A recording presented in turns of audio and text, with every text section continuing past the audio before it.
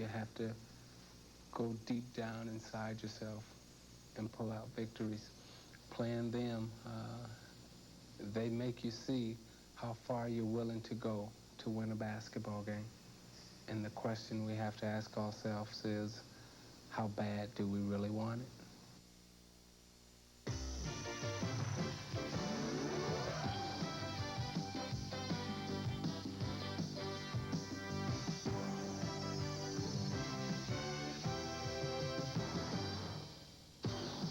The prayers of the Detroit Pistons can be answered tonight. They lead the Eastern Conference Finals 3-2, including a pair of startling wins in the Boston Garden. And as a result, the Pistons are one step away from that coveted trip to the NBA Finals.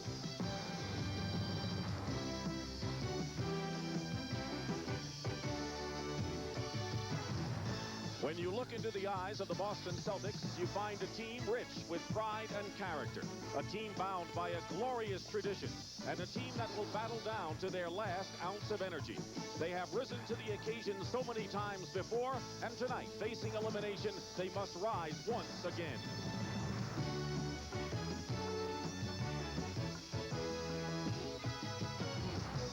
The Celtics will try to spoil the dream that burns within the Detroit Pistons, who tonight will try to make that dream come true.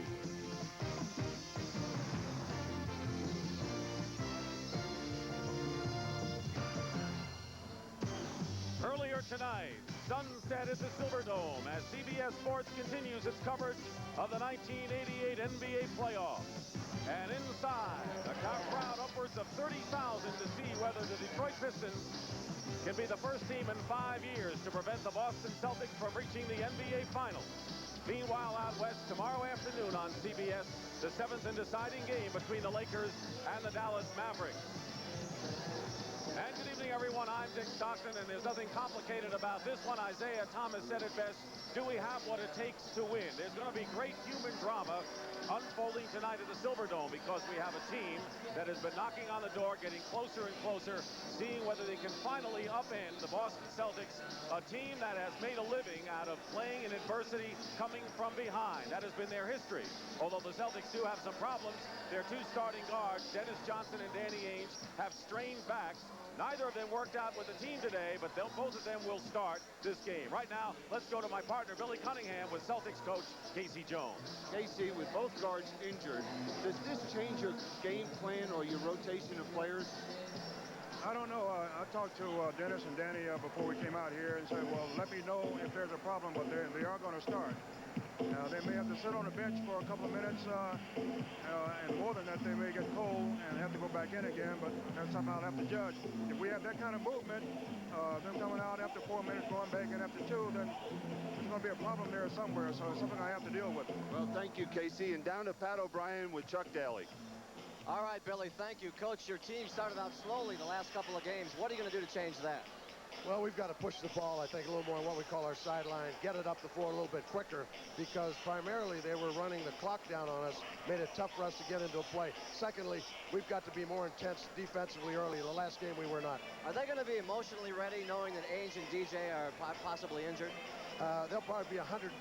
I've been through all that before. We don't believe anything about that. All right, Coach, thank you. Okay. Dick, let's play some ball. Billy, the Celtics have had a horrendous shooting series, in particular Larry Bird, but we all know that Larry Bird can do a lot of things to help the club. What do you see him doing tonight to help this team? Number one, he's got to show the leadership. He's got to come out and establish something for the Celtics, because then everyone else on this team will follow. This place is prime. The Silverdome is going wild as the Celtics, with their backs to the wall, going against the Pistons in Game 6.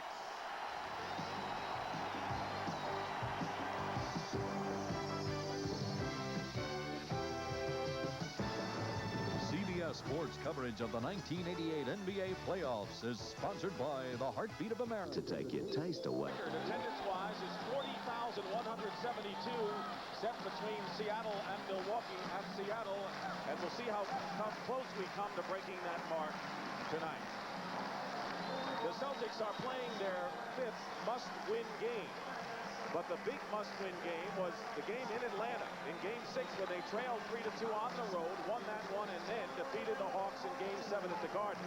And the Celtics face the same situation tonight against the Pistons, trailing 3-2 and having to win away from home.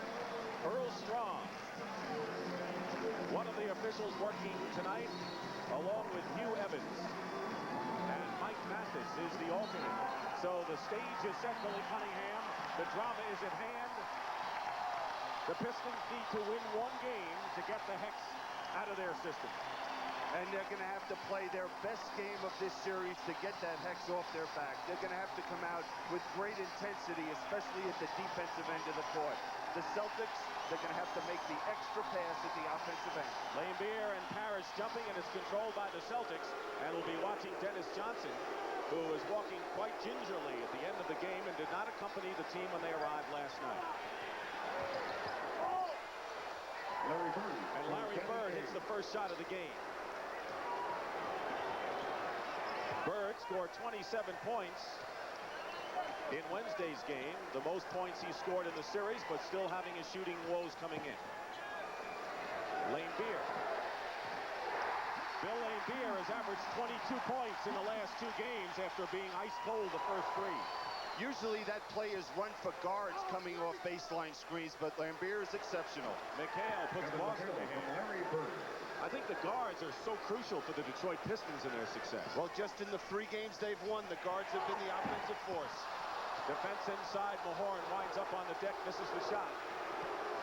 But make no mistake about it, this has been a brilliant defensive series. McHale.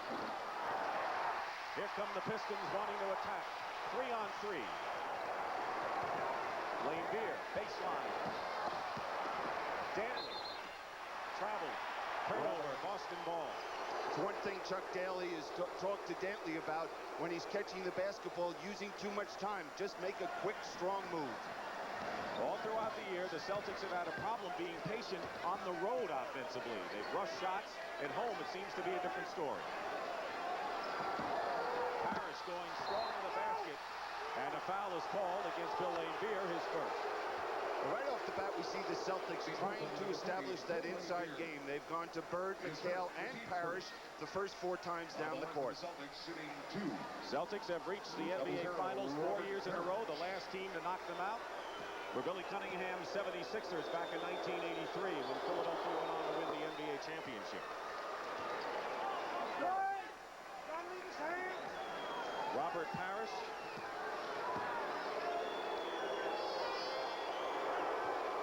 Hits the free throws. A year ago in Game 6 in the series, Parrish was suspended for his attack on Bill Lambier. Celtics with the early lead. Dantley misses, and the Celtics box out well off the defensive board. Here's Ames. And Dantley has had problems offensively as soon as the Celtics made that switch with McHale guarding him. And McHale was pushed by Mahorn before the shot, and the Pistons have quickly picked up 3 team fouls in the first 2 minutes of this game. Ron Rothstein on the left and Dick Versace on the right flank Chuck Daly, who has coached at every level in his career, starting with Punxsutawney High School in Pennsylvania. Bird misses the shot, and another foul. Adrian Dantley had his elbow, and quickly Detroit has 14 fouls to the Celtics 9. Well, the Celtics truly have their game face on to start this ball game. Bird is looking quicker when he gets the basketball. They're playing better basketball than I've seen. Well, they've started out their last 2 games playing well, and they faltered in the second half. They get the 3rd team foul on the Pistons. Bird has been the leading rebounder in the series and is tied for the lead in block shots on the Celtics. So when we talk about him doing other things besides scoring, he's been there. 8-2, Boston. And they'll call the Celtic foul away from the ball. Boston ball number 32. And Kevin McHale, who fouled out of the last game before they went into overtime.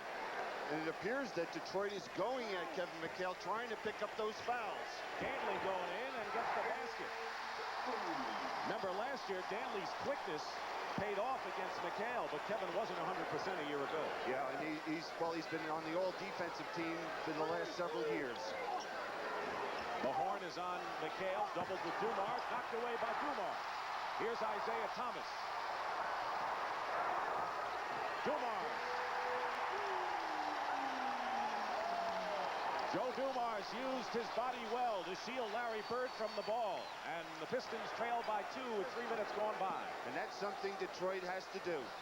Dennis Johnson leans in, knocked down. Celtics ball. McHale might have touched it last. And it's still Boston ball, and it was Laimbeer on it. When Detroit is at their best, they're very aggressive defensively, creating some turnovers, and that allows them to get out into the open court. McHale goes up. Laimbeer didn't move, and McHale lost it to Laimbeer. Dumars.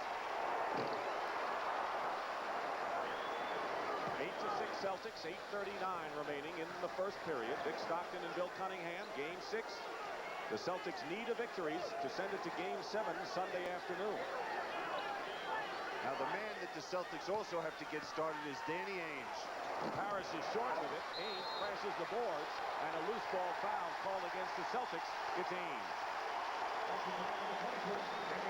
Now here's the Detroit defense.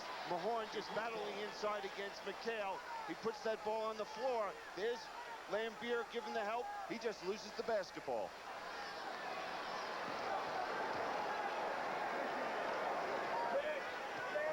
Pistons lost a year ago in 7 games to the Celtics. Thomas loses the ball going up, but Laimbeer has a gift. Look what I found, and Bill Laimbeer has given the Pistons a 6-0 run to tie this game.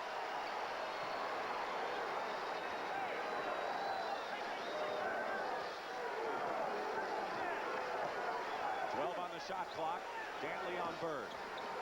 Bird lost his footing. Dennis Johnson follows up and gets the basket.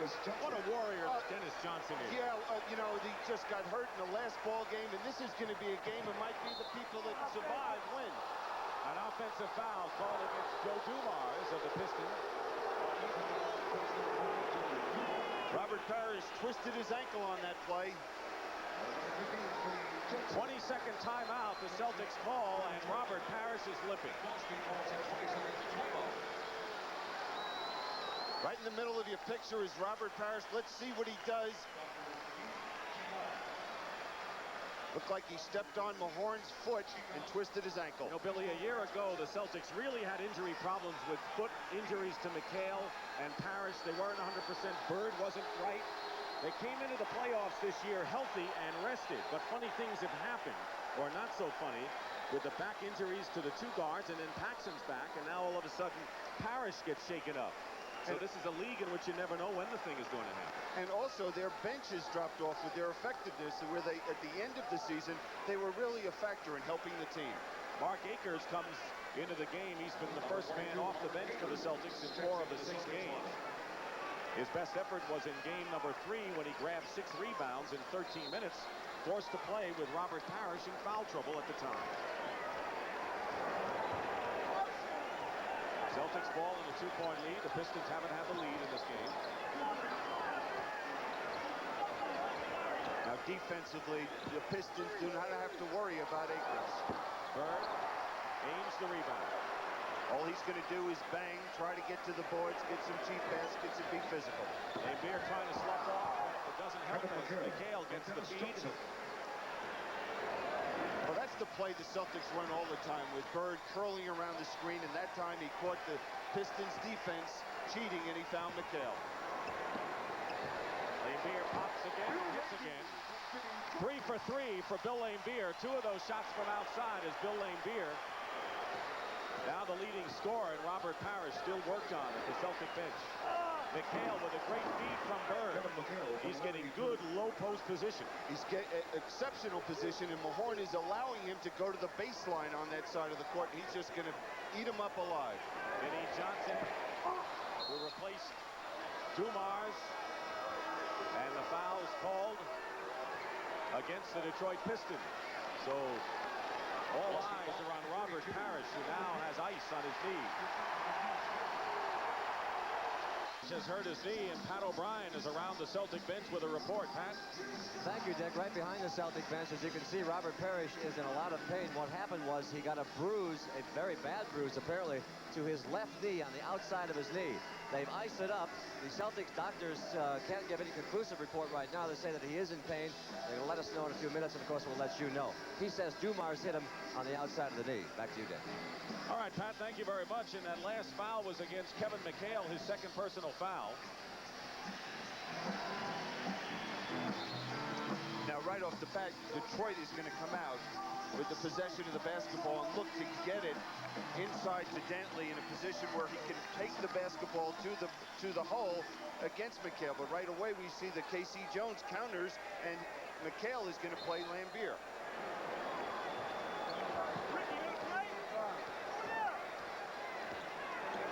4-point lead for the Celtics. They had it up to 6. Detroit has not had the lead yet. Low post Mahorn against Bird. Out of bounds. And it's Boston's ball. Keep in mind that Rick Mahorn is playing with pain, faces possible back surgery after the season, coming off his best year, but really very little use during the playoffs except for fouls and inside defense. Jack McCluskey felt before he was injured he was the MVP on this Piston team. Larry Bird drove the baseline, misses. Rebound Mahorn trying to cut it to 2. Just under 6 minutes to go in the first period. Dantley has it knocked away by Bird. Out of bounds, Detroit ball, but Larry Bird with a brilliant play when Dantley appeared to have an easy layup. And this game is getting so physical, I would be very concerned if I were the officials. Because right here we see great hustle here by Larry Bird deflecting that pass and not allowing Dantley to get the easy 2. Each team with 3 fouls, and Mark Akers fouls Dantley going to the hoop. Dantley used that move to good advantage in the overtime victory in Game 5 against the Celtics. And that was against Roberts, and he did use that quite a bit. And right now we're seeing Akers trying to play him. There's no way Akers can play him. This is going to force the Celtics to double team anytime Dantley touches the ball. Next Boston foul will put him in the penalty. Still 14-10. They isolate Dantley against Akers. Dantley misses a short jumper. Vinnie Johnson making Dennis Johnson work to bring it up. Double team on McHale and a foul. Quick release by Kevin McHale. And Vinnie Johnson commits the foul. Each team now with 4 team fouls. The line for Boston shooting 2. Number 32, Kevin McHale. The key to that play was McHale beating the double team. He was so quick. As soon as he touched the basketball, he made that move. John Sally about to come into the ballgame for the Pistons. And what has been the story is McHale misses the first one that the Pistons, when they've had the quick lineup with Sally and Dennis Rodman, they have bothered the Celtics the most with that combination. And you see Mahorn gingerly going to the sideline. Oh, just another face this Piston team could show the Celtics. Now they'll be able to get out and run. McHale misses both free throws. He's been shooting 81% coming in. And again, Detroit trying to cut it to 2. Thomas finds an opening, blocked by Akers. Mark Akers contributes with a good defensive play inside. Dennis Johnson short in the corner.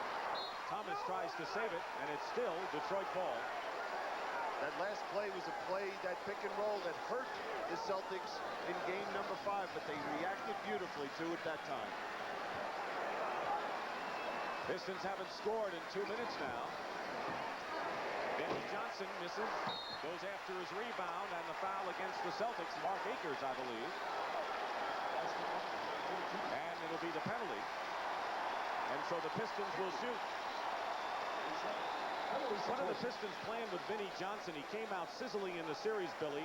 12 points in the first game, 21 in the second. But since then, he hasn't scored much. 13 points in the last 3 games. How about the last 2 games? 2 points. And I asked Vinnie, what do you do to get yourself going? He said, well, what I'll try to do is be very aggressive defensively. And when I get the ball, I'll look to make the pass. That seems to get me going with my shot. Go quick, huh? He's got them both, and it's a 14-12 game. And here's Detroit. with the kind of defensive pressure that helped bring them back in the second half Wednesday night. And I'm sure that Chuck Daly feels that they can wear this Celtic team down if they're able to maintain that type of pressure. Danny Ainge for three and misses. Loose ball, and Sally into the hands of Ainge. Goes right up with it. Thomas, the rebound. Danny Ainge has not scored a field goal in more than 7 quarters of this series. But Thomas throws it into the hands of Bird. Well, just a sloppy period. We're seeing open shots missed, poor ball handling. Neither team is just showing what it takes to get to the finals. Is it because they're pressing too much? Well, possibly. I wouldn't think the Celtics would, though.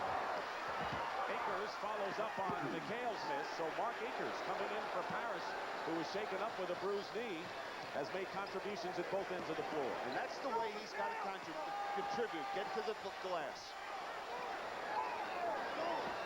Pistons have missed 6 straight shots.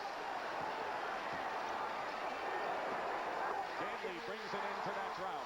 I just can't believe Casey Jones can go very long without having to double team Adrian Dantley matched up against Akers. Again, McHale in the low post, stripped away by Sally. Chance for Detroit to tie it up. Thomas nearly did, and the Celtics pushing it up. Ainge and Bird follows the basket, counts in a foul. Watch the defense on McHale. We'll see the last time against Mahorn, he was able to go baseline. They force him to the middle, and there's the turnover.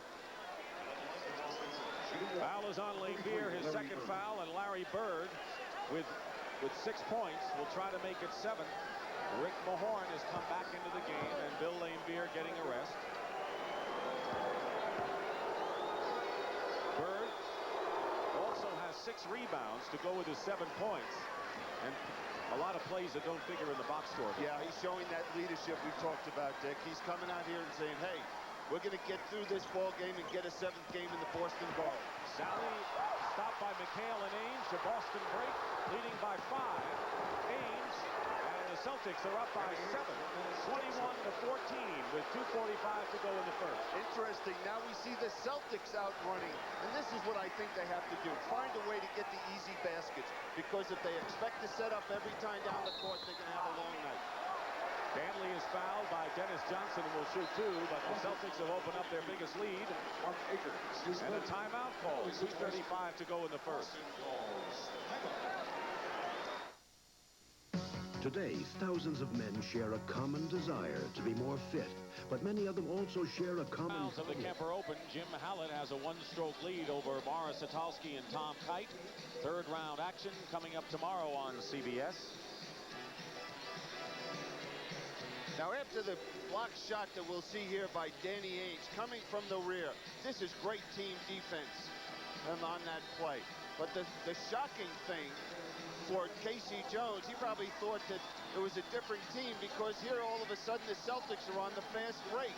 Not only are on the fast break, but we'll see right here they have 4 Celtics on the breaks. I'm sure he praised his team after the timeout. We're at the Pontiac Silverdome, NBA action. The Eastern Conference Final, Game 6, with the Detroit Pistons at home, 1 game away from knocking out the vaunted Boston Celtics and moving on to the NBA Finals. But the Celtics have their biggest lead of 7, and Robert Parrish went out in the first quarter with a bruised knee with 7:34 to go. But Billy, since then, the Celtics have outscored the Pistons 11-6 with Parrish on the bench. And the big thing has been their defense and getting out and running. With Danny Ainge now, we'll have to watch closely and see how he's able to come back. Does his back stiffen up on him? That last foul was charged to Mark Akers, who has 3 personal fouls. So Parrish is hurt, and Akers already is in some sort of foul trouble. That means that Casey Jones's options are, number 1, he can go to Artis Gilmore and bring him off the bench. Maybe go with Fred Roberts if he picks up his 4th. 1 out of 2 free throws for Adrian Dantley. 2:25 to go in the first period. Jim Paxson, number 4, is into the game for the Celtics at guard, replacing Ainge. Third turnaround on the baseline, doesn't go. Mahorn. Chance to cut it to 4. Pistons are shooting 33%. The Celtics are under 50 themselves. That's been the story of this series shooting-wise. Vinnie Johnson connects. First basket in 3 attempts. Interesting contrast with these two teams. The Celtics want to go inside to their big people. The Detroit Pistons have no post-up player except for James Edwards, who has played sporadic during the course of this playoff. Bird lost his footing, and now Earl Strong said he was kicked. And a Piston foul, and Bird will go to the line. Now here's a problem. Larry Bird has the good shot, good follow-through, arc on the ball. What happens? It bounces out. That's been the story for Larry Bird in this playoffs. Look at those numbers. His best shooting game was in Game 4 when he was 7 for 15. That's nothing like what people expect from Larry Bird or what Bird expects from himself. Dennis Rodman has come into the game, and Rodman gave the Pistons a big boost after 4 unproductive games on the defensive end, running and offensive rebounding. Meanwhile, Reggie Lewis, the #1 draft pick out of Northeastern, who has some solid offensive potential, but hasn't played much in the series, has come in, and he'll be joined by Dirk Minifield. So the Celtics going deep into their bench in the backcourt with Ainge and Dennis Johnson now sidelined. And it's a bench that has not performed well for Casey Jones and the Celtics. Bird made the free throw, has 9 points. Joe Dumars checks in for Isaiah Thomas, who has yet to score and missed his 3 shots. 23-17, Boston. Vinnie Johnson in the lane. It drops for him, and Vinnie Johnson has 6 points, ties Lane Beer with the Pistons scoring lead. Under 2 minutes to play, nearly a minute to go in the first period. Reggie Lewis guarded by Rodman. Vinnie Johnson on Paxson. Minifield. Paxson way off, but Bird is there. And now the Pistons will try to cut it to 2. Under a minute to play. Knocked away by Bird. Paxson saves it. Now Vinnie Johnson has it. Sally. Rodman. Detroit ball. What action? What bad action there if you're the coach. I mean, it's just, I don't want it, you can have it type of basketball out here.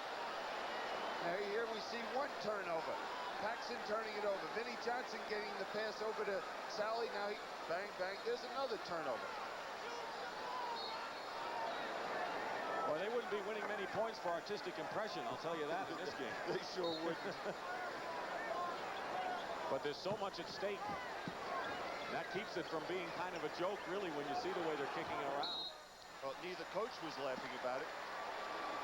Inside, and Rodman is fouled by Reggie Lewis is first. Quickly, let's go to Pat O'Brien. Pat? All right, Dick standing behind the Boston Celtic bench once again with a medical report. Surprisingly, Danny Ainge is back. Now hurts more than DJ's. They're both on the bench. They both have heat packs directly on their back. They're concerned about them. Gilmore, I can't... not Artis Gilmore, but Robert Parrish, I'm sorry. I can't give you any more information on him. His leg still hurts. They're waiting for the ice to set in. Let's go back to Dick. All right, Pat, it looks like you're going to set up a camp over there behind that Boston bench. Starting to look like a soap opera. Hope he brought you a sleeping bag. Reggie Lewis with the foul, and Rodman misses both free throws. It's legion what Dennis Rodman's problems have been from the free throw line. He is 36% in the playoffs, 3 for 11 in this series.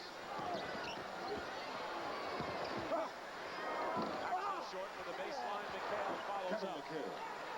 21 seconds to go. It's 25-19. The Celtics, they have led all the way in this first quarter. Oh, it's been the McHale Bird show at the offensive end for the Celtics. 17 of their 25 points scored by Bird and McHale. And Minifield got Dumars, who will go to the line with 6 seconds to play. The Celtics have done a number on the offensive glass against the Pistons and have outscored Detroit that way 11-2. Since the opening game, however, overall, the team with the rebounding edge has lost every game. Try to figure this game out. You know, as a coach, you go into any playoff series or any game thinking, you know, if I can control the boards, hey, that's the most important phase of the game. And here we show the contradiction. Games have been low scoring. Celtics have gone over 100 points only once in this series. Dumars brings the Pistons to within 4. Reggie Lewis with 5 seconds to go. McHale nearly tipped it in at the buzzer. And that's the end of the first quarter with the Celtics needing a win, leading the Pistons 25-21. Will return after this word from your local station. Shooting, that's been the story here. In fact, both clubs have been under 50% on the series, but the offensive rebounding story for the Celtics, and that's why they have their lead right now.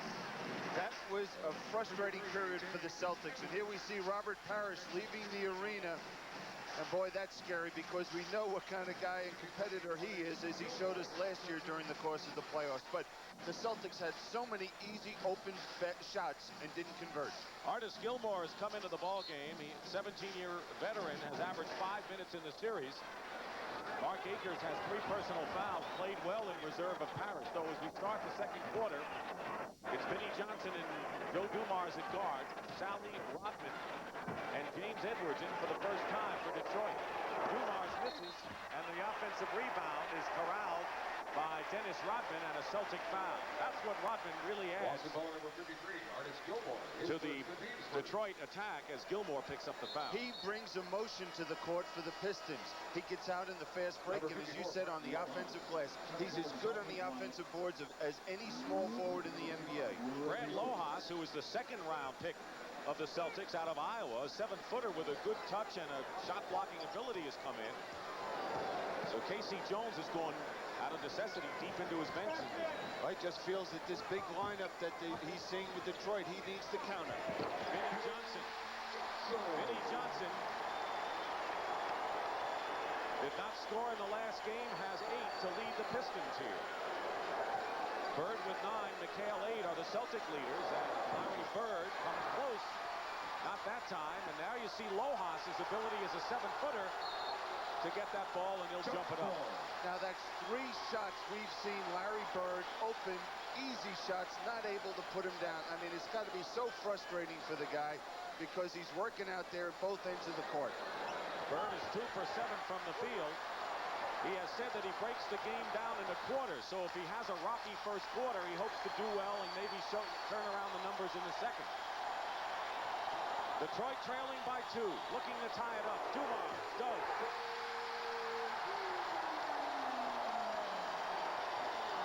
And the fear of penetration by Vinnie Johnson created that. Pistons have tied it at 25. Isaiah Thomas still on the bench, is yet to score in this game for Detroit. Now you look at this team, there's only one offensive player out there for the Celtics. Minifield misses, the rebound by James Edwards. Crowd looking to see whether the Pistons get their first lead of the game. Johnson. Dumars finds Rodman. And Detroit leads for the first time. Timeout, Boston.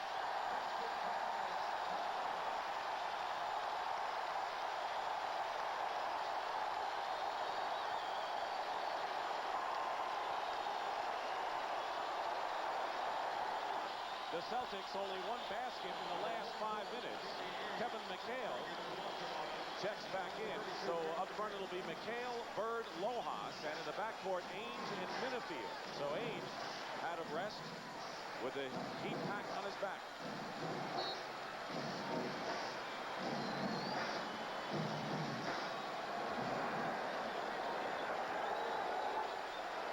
Bird doubled with Dumars and Rodman, and Minifield lost the ball. 3-on-2 break, Detroit. Vinnie Johnson. 10 points for Vinnie Johnson.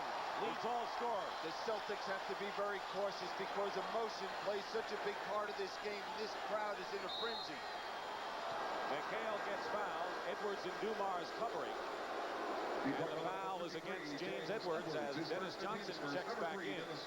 Tomorrow it'll be the Dallas Mavericks, who have won their 3 home games at Reunion, against the Lakers, who have won 3 at the Forum. Tomorrow's game on CBS, 3:30 Eastern time from the Forum in Los Angeles. Dennis Johnson hits the shot. I doubt we'll see Dennis Johnson or Danny Ainge going to the bench again for the Celtics.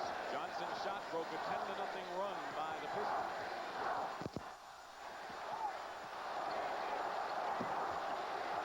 James Edwards against Lojas, the rookie. Foul, basket counts.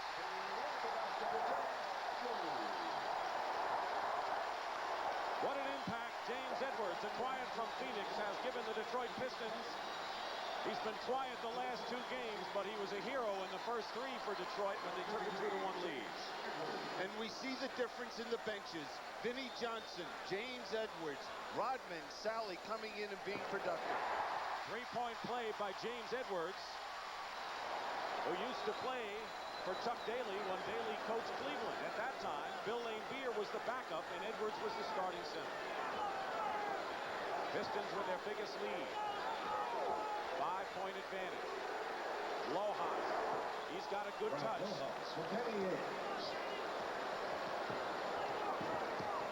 Under 9 minutes to go in the first half. Detroit's done a number in their backcourt. That's what's keyed their victories in this series.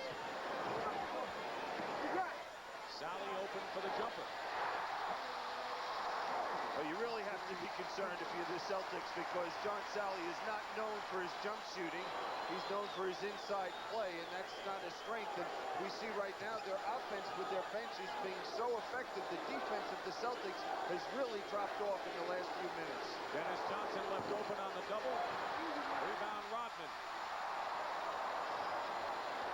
Every Piston who has played, all 9 have scored with the exception of Isaiah Thomas and Rick Mahorn. No basket by Rodman. Steps before he took the shot.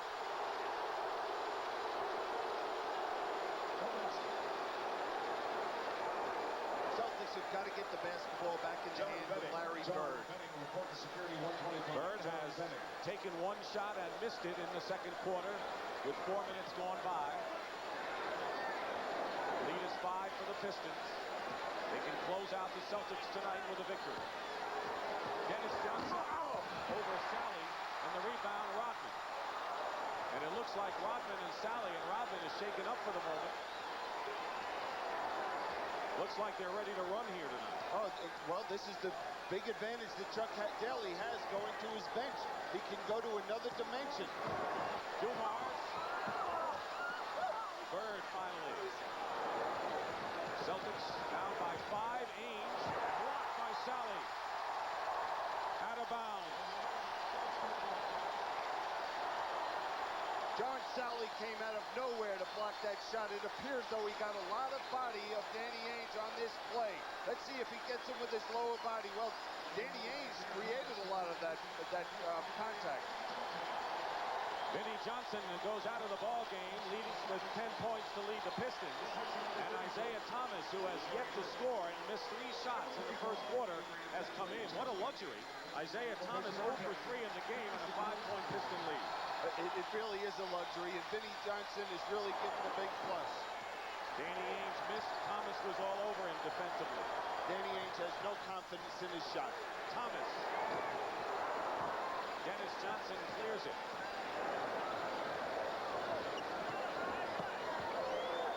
Fred Roberts in the game for the first time. Lojas going to the hoop. Fred Lojas showing. And some of the plays we have seen by the Celtic bench, maybe not to this level of the playoffs. You wonder what they might have done during the season. Well, that's a decision the coach makes, and the players dictate to the coach if they're going to get that time. They have to produce when they get that opportunity. Edwards, low post. Finger roll. Edwards has 5 points. 19 points by the Piston bench to only 4 for the Celtics. He's overpowering Lojas in the low post. Dennis Johnson draws the foul, and it'll be the second team foul of the quarter against Detroit. The Celtics also have 2. Edwards, his second. The team second. Now here's a strong move to the basket by Brad Lojas, and he just rolls right across the court.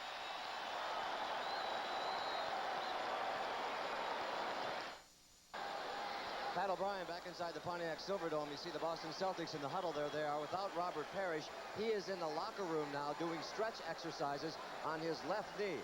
I spoke to him in the locker room and I asked if he's in a lot of pain. He said you would not believe the amount of pain. He thinks he'll be back before the half is over, but I'm not quite sure. Neither is the doctor. Let's go back to Dick. All right, Pat, thank you very much. And Billy, I wonder how critical the next few minutes are going to be in this game, because the Celtics have kept it a 5-point deficit, and they're using their bench. Parrish is out of there, and the Pistons look like they've got a world of confidence playing with the kind of aggressiveness they did not show in Game 4. And they have that quick lineup out there, so if they're able to get the ball and stop the Celtics offensively, they can get out and run and get the easy baskets. Celtics have Lojas, Roberts, Ames, Dennis Johnson, and McHale. Larry Bird is on the bench. He has scored 9, but nothing so far in the second period. We're nearly halfway through that. And Dennis Johnson is on the line to shoot. It's a wonder what this guy has accomplished on a court. He had a series high of 23 in game number 5, but you really can't measure in numbers the timely plays, the way he leads this club. He's done it for years with this ball club. You know, so many people say, boy, he's really struggling offensively. Teams were leaving him wide open for the jump shots, and then the big game, and no one leaves him alone. Never missed the playoffs in his career, so he knows the pressure and all that goes with it. Joe Dumars. 8 points for Dumars, and you remember it was Dumars who scored 29 points in the third game of the series. In fact, both of his top scoring games have been against the Celtics, and Parrish is coming back. Roberts. Dumars the rebound. Larry Bird is coming back into the game for Boston. Dantley from Dumars. Before that timeout, Chuck Daly brought his big lineup in, and they're even. The Pistons have their biggest lead.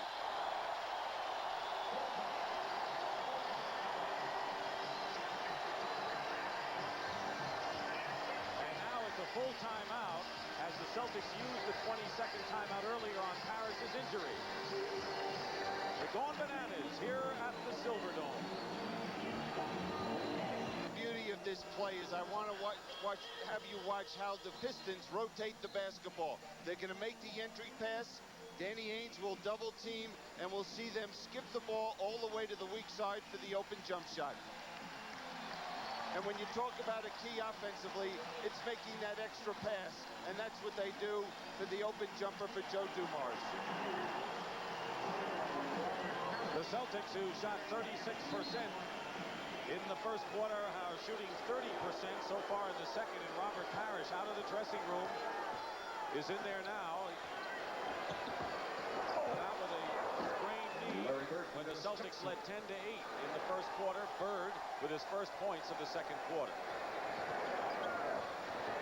5-point lead for the Pistons, 40-35, 5:15 to go in the half. Dantley against Bird. 6 on the shot clock. Dantley knocked away by Bird. He has made 4 tremendous defensive plays thus far. Just quick hands anticipating Dantley's move to the middle. Dennis Johnson open and buries it. Dennis Johnson brings the Celtics to within 3. And amazingly, the Celtics are hanging in. And that's one of the reasons you try to run a little bit and get down the court. You're not always going to get the layup, but right there, DJ gets the wide open jump shot. So does Isaiah Thomas, but he misses completely, and the clear turns out short, and a loose ball foul called against the Pistons. And Robert Parrish is shaken up, and he gave it a great try, but he's got to come out of the ball game, Billy. I wouldn't be surprised if it's not a serious injury to that leg, because Robert Parrish, watching him perform over the years, if there's anybody that deserves a Purple Heart, he's one of them. Edwards' third personal foul. And Parrish has gone back to the locker room. Danny Ainge on a runner, short. Dumars clears it. 3-on-2 for the Pistons. James Edwards. The many dimensions and faces of the Detroit Pistons. They can play half court. They can play microwave when Vinnie Johnson is in there, or they can run when they have Edwards and Rodman and Sally, and they're running even without Rodman and Sally. That's the surprising thing. You'd expect them going to set offense with the big lineup. Bird. Ainge misses, and Mark Akers tips it in. Akers playing with 3 fouls, and Parrish continues his walk to the dressing room. Danny Ainge must feel there has to be a lid on the top of that basket. He's 1 for 7 in this game. Danley with a great inside move on Bird. Well, he's so quick. If you give him an inch, he'd go either way, left or to the right. 9 for Danley. McHale comes right back, and this has got to be the biggest string of offense we have seen perhaps in this series. And the first 2 points for Kevin McHale in this second period. McHale has 10, Bird 11. Boston foul number 33, Larry Bird. And Larry Bird picks up his first foul as Rick Mahorn checks back in now. Now watch Isaiah finding the open man. Now this bounce pass just had to be perfect to come up for James Edwards to handle. Under 3 minutes to go in the first half. 44-41 Detroit. Their biggest lead was 7. Celtics had their biggest lead 7 in the first quarter. You know, the beauty of Isaiah in this ball game, he's struggling offensively but showing patience. Danley missed the layup when he breezed by the Celtics defense. Celtics can cut it to 1. McHale posting up. Now Bird against Danley. 10 on the clock. Bird misses the turnaround, but there's Akers. Knocked away and stripped away. And here's Thomas. Thomas has yet to hit a shot. He's 0 for 5.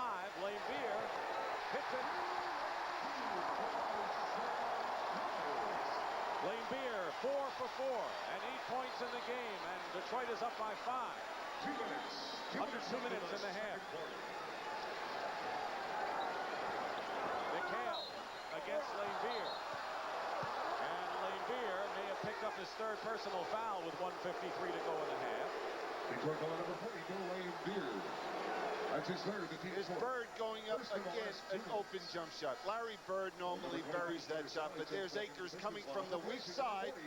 Isaiah's quick hands able to deflect that and steal the basketball. Kevin McHale. Sally is in for Laimbeer, goes out with his 3rd personal foul. McHale has missed all 3 free-throw attempts, where at the Silverdome in Pontiac, Dick Stockton and Bill Cunningham. Game 6 of the Eastern Finals. The Pistons needing 1 to wrap it up and knock out the Celtics. Detroit leads by 4 with 1:48 to go. And they'll call the offensive foul. Isaiah Thomas. Detroit foul number 11, Isaiah Thomas. His first. You know, the thing about this ball game is how ineffective both teams have been overall offensively. It has not been a factor of good defense in most cases. We've seen Danny Ainge, we've seen Bird, we've seen McHale on the Celtics missing wide open shot and going the same way, picking out Pistons. Hanley missed the layup a few minutes ago as McHale turns around from baseline. From Danny Ainge. 46-44, the Celtics hang in. And that's a great word, hang in. How are they hanging in at this point? Bird is struggling offensively. Robert Parrish is through for the night, and they're still there. Thomas from Danley out of bounds. Very nearly kicked out by Isaiah, but it'll be Detroit ball with 7 seconds on the clock. There have been segments of this first half where the Pistons have looked like they have fire in their eyes, and the intensity is there, and they're out aggressive defensively and running, and it just disappears. 3 on the clock. Thomas. Great move by Isaiah Thomas. 48-44. But you know the Celtics are not going to be easy to shake here. Oh, no. How many times have they been in a situation like this? They know what it takes. Ainge. Really struggling is Ainge from the field. McHale going in. Crowd thought he walked. Tips it in. Kevin McHale. McHale has 15 points on 7 for 9. It was great hustle by McHale, just making sure that somehow he was able to get the field goal. 48-46. Pat O'Brien will be coming up at the half. Report from the Dallas-LA Lakers series. Thomas misses outside. Bird the rebound, and the Celtics in a position to tie it up. And now Bird and Rodman playing tag coming up court. The shot clock is off, and the Celtics have 19 seconds to try to tie this game. I think there was a technical foul called on somebody. Double technical. Double technical. Rodman. And number 42, Mark Akers. It was Akers and Rodman.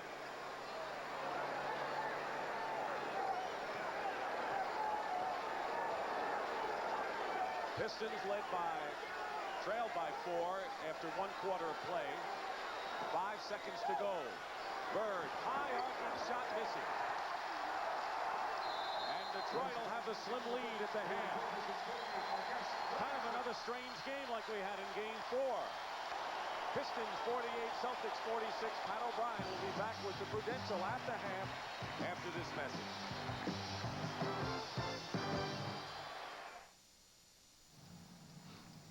The Montgomerys, Jack and Danny, he's having a lot of problems out there with his back, and that's throwing it off. Dennis is doing pretty well with it. Other than that, everything's okay. All right, Bill, and the fact is that the Celtics are only 2 points down. Considering all the problems they've had with Parrish not playing and all of the guys on the bench, I think they're in tremendous position right now. Yeah, and if they could just hit a few open shots, they really have an impact, especially Danny Ainge. He's really struggling from the outside. He is, and so is Bird, who is only 3 for 10 from the field. Celtics shooting 38%. Detroit is 50% in the game. Celtics have had the edge off the offensive glass, but the Detroit bench has really outscored the Celtics by 13. Lane Beer for 3. This is to start the second half.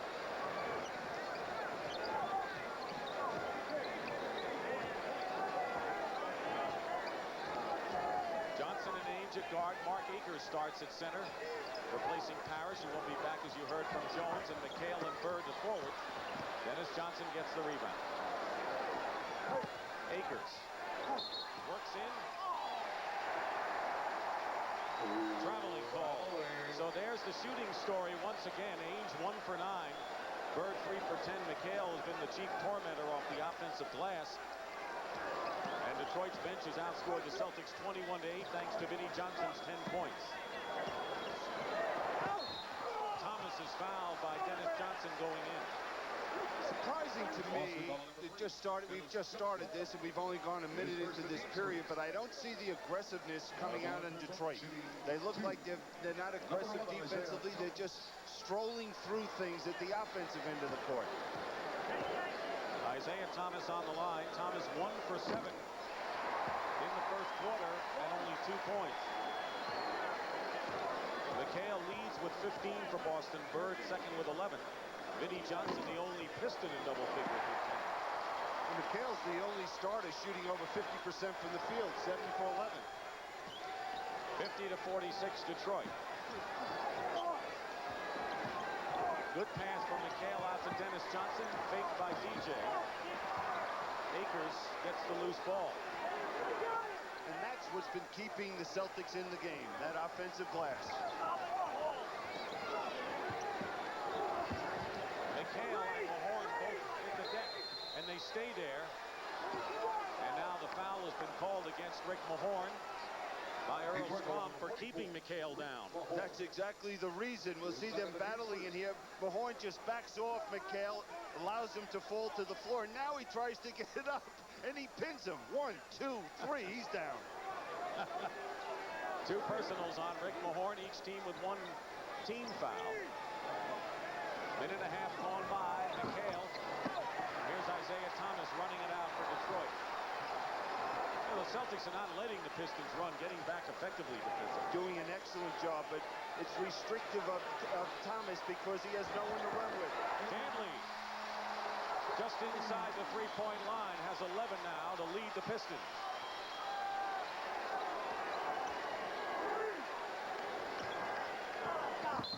Mahorn trying to deny, knocked away last touch by the Pistons.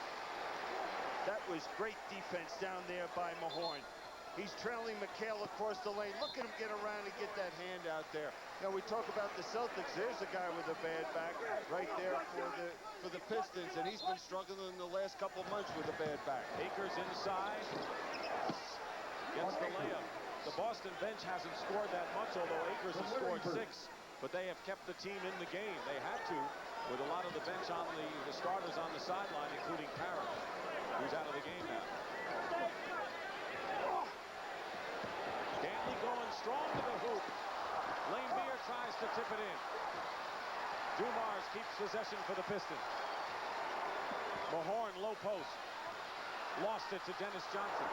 I can't remember a series where I've seen more quick plays with the hands knocking the ball loose. Bird misses baseline. Mahorn. Is fatigue a factor with the Celtics? You know, you look at Larry Bird, a wide-open jump shot. He's missed about 4 or 5 wide-open jump shots. That's not Larry Bird. Nearly 3 minutes elapsed in the third quarter. 2 seconds on the shot clock. Thomas gets it on a drive around Ainge. Now there's one thing getting beat one-on-one, but no Celtic came over to give any defensive support to Danny Ainge. McHale, and Mahorn was right on his arm. Foul is on Mahorn, his third. Let's take a look at the minutes that the Celtic starters have played against Detroit compared to a year ago. Look at the difference in those numbers. Dramatic. I'm tired just looking at those numbers. John Sally is in for Rick Mahorn, and it'll be Sally's job to defend Kevin McHale. I can't remember where you had started play 40 minutes per game. All of their starters have, as the Celtics threw the ball away. In the first 2 games, the Pistons had 11 more turnovers than the Celtics, but in the last 3, Boston has committed more miscues. Pick and roll, Thomas to Lane Beer. Favorite play of the Pistons. Usually Lampier floats out for the jump shot. He's hurt. He landed right on his ear. Biggest lead, however, for Detroit, 8 points. Bird comes right back with a hoop, only his 4th basket of the game. He has 13. 56-50 in favor of the Pistons, who split their earlier 2 home games against the Celtics. Lane Beer short with it, and the rebound by McHale. Pistons had won 9 in a row over the Celtics here at the Silverdome until Boston won Game 4 on Monday.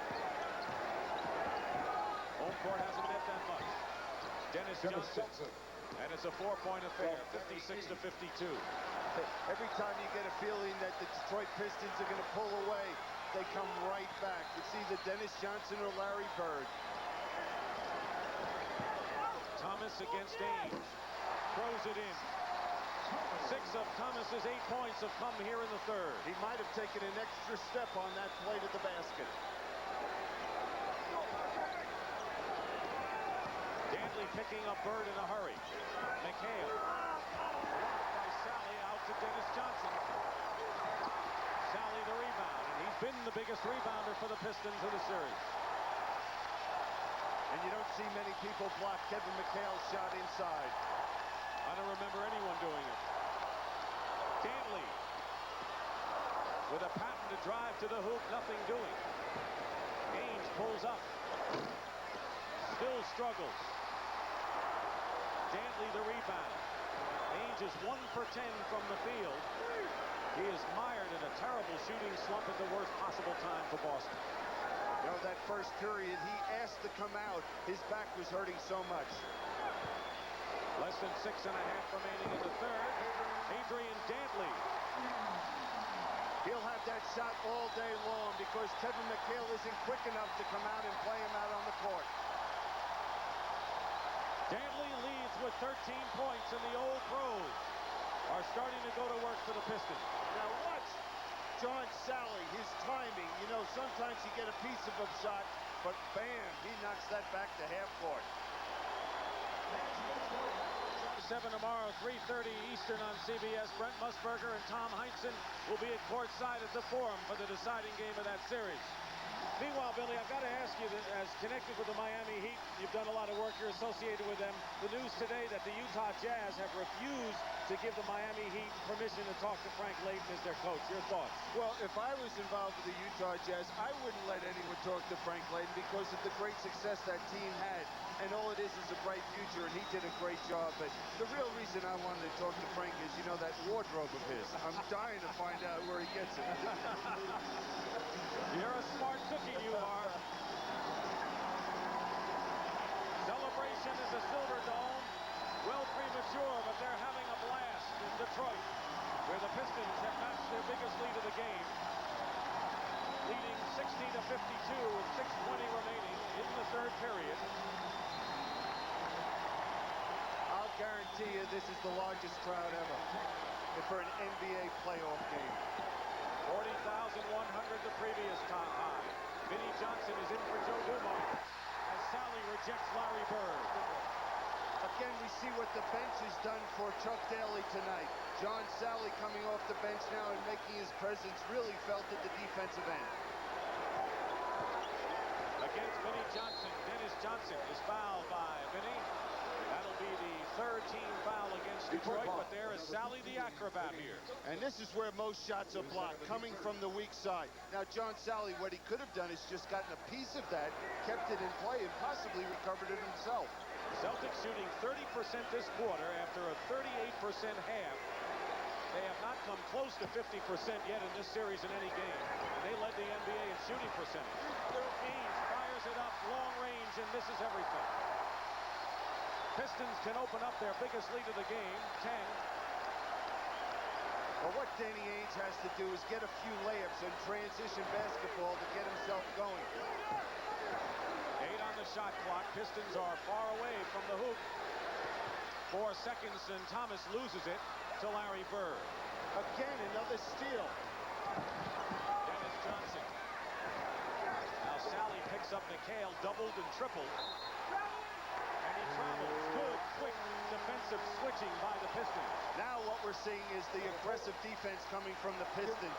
They're reacting to each other. In the first half, I thought the Celtics missed good shots. Now it's the defense. And look at the shooting. Only Kevin McHale has been more than respectable for the Celtics starter.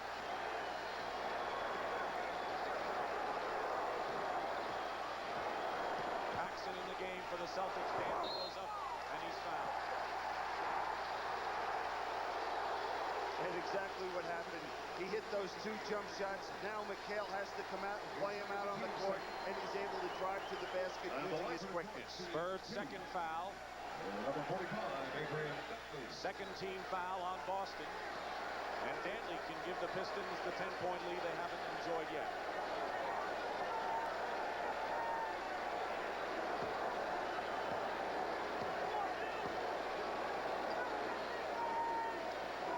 Dantley has made a living at the free throw line in his career.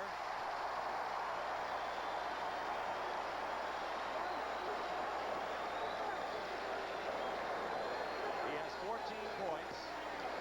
The only game he scored 20 in this series was in the second game of this series.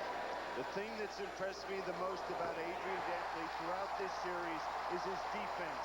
We've talked about the missed shots by Bird, but Adrian Dantley's had a lot to do with it.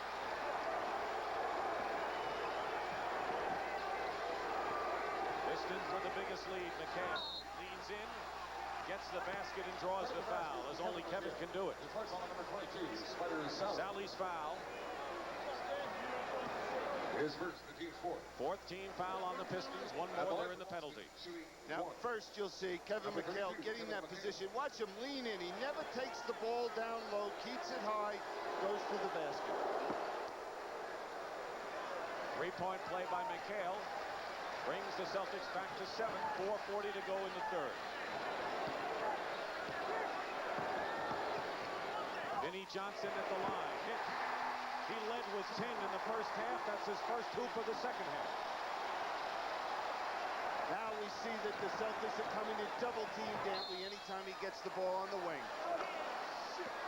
Piston foul will be their 5th of the period.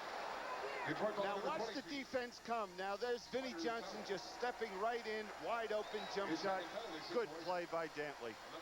James Edwards replaces Bill Laimbeer. Sally's foul is his second, and the Pistons are in the penalty, and McHale will shoot, but he has had a rough time from the free throw line tonight. The addition of Edwards also for Laimbeer. Fatigue does not become a problem for him. He's only having to play about in the low 30s minutes during the course of a game. Last year he was up near 40. McHale right now 3 of 6 from the line, improves the percentage, and it's a 7-point game.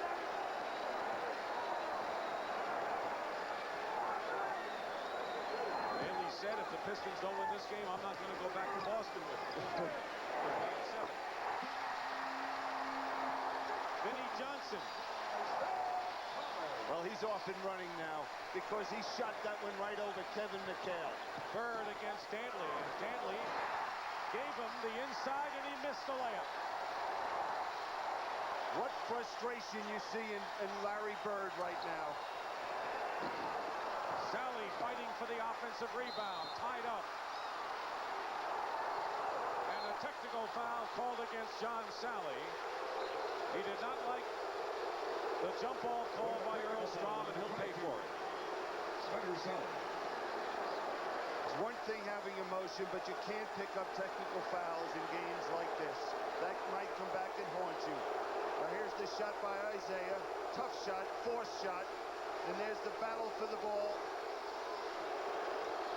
I didn't see a real foul. Maybe a bump by Bird, but there's no reason for that display from John Sally.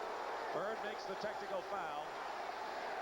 Sally and Rodman, two players in their second year. And they've come a long way in their second year, but they're both kind of volatile and emotional players. And that's what this team needs a little bit of. They come off that bench and really add that adrenaline. Pistons control the tap. Ladies and gentlemen, leading by 8. How important it is to refrain from throwing any object onto the court, please. 3:35 remaining, third period. I can't remember a team having a chance to go to play for the World Championship that only has one post-up player, and we just saw him score right there. Edwards 4 for 4 for 9 points now. McHale double. Dennis Johnson on the penetration. Would have counted had it gone, and he'll go to the line. So Edwards playing another impact game, 4th of this series. This is the worst playoff shooting the Celtics have experienced since Larry Bird joined the team. You really can see age catching up with the Celtics. Artis Gilmore, talking about age, is coming to the ballgame, replacing Mark Akers. Really, let me ask you, with the Celtics on the brink here in 6 games and the Lakers forced to go 7-2 series, are we about to see the changing of the guard in the NBA? Oh, I think we're seeing it if you just go back to the first series where we saw how many 5-game sets that we have going to the wire. Right here, Detroit had to beat Washington that way. And it's just been a battle for everybody, and parity is here to stay in the NBA. Vinnie Johnson, red hot. You can talk about great players in this league, but when Vinnie Johnson gets in that zone, there's no player any more dominant offensively. Gilmore will draw the foul inside. Vinnie Johnson has hit 7 of his last 8 shots and has 16 points. Now look at Vinnie Johnson. He's just coming around screen after screen, and when he gets it, you know where it's going, right down in the hole. And this is right after a game in which he was shut out. In the front row with the Detroit Pistons owner, Bill Davidson. The Detroit's up by 10 points. You have to be awfully proud of this franchise. We are. And we're just hoping we can do it tonight. You said now you're going to start getting a little nervous. I don't know why, Bill. But about 6 minutes to go. If we aren't up in double digits, then it'll start tugging at me. All right, well, congratulations. Sitting next to him is Bob Seger, one of the legends of rock and roll. Bob, say hello to everybody. Used to play with the Town Criers. Enjoying the game? Oh, yeah. Oh, yeah. They're ready to rock here in Detroit. Let's go back.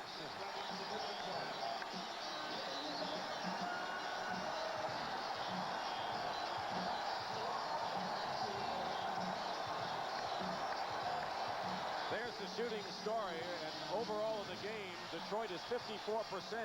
That's just below their best game effort, which was in the opening game of the series, and the Celtics continue to languish. Detroit leading by 10, matching their biggest lead. Gilmore is on the line, out there for the Celtics. Dennis Johnson and Jim Paxson in the backcourt up front. Gilmore, Larry Bird, and Kevin McHale. Detroit has Vinnie Johnson and Isaiah Thomas in the backcourt.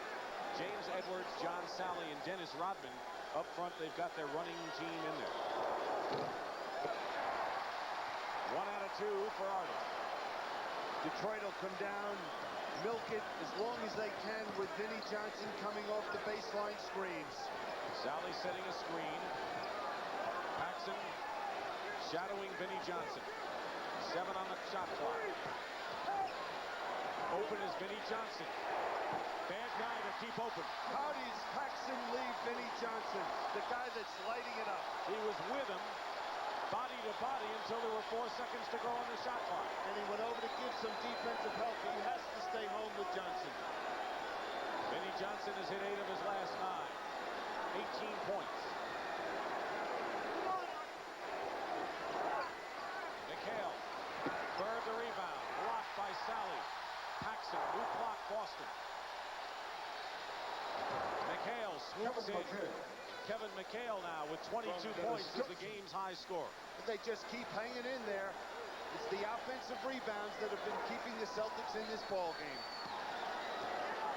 Minute 40 remaining, third period. Pistons led by 2 at the half. They're up by 9 right here.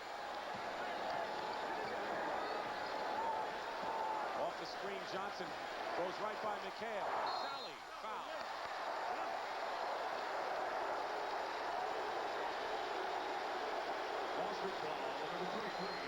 We'll see McHale when he gets the ball down in the low post. They just swarm him. 3 Pistons around him. There's the missed shot, but watch John Sally. Again, that's his 3rd block shot in this period. And 5th in the ball game.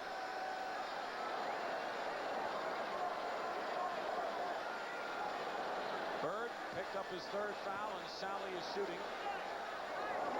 You know, I think a lot of people wondered about Isaiah Thomas after last year making that mistake in Game 5, throwing the ball away.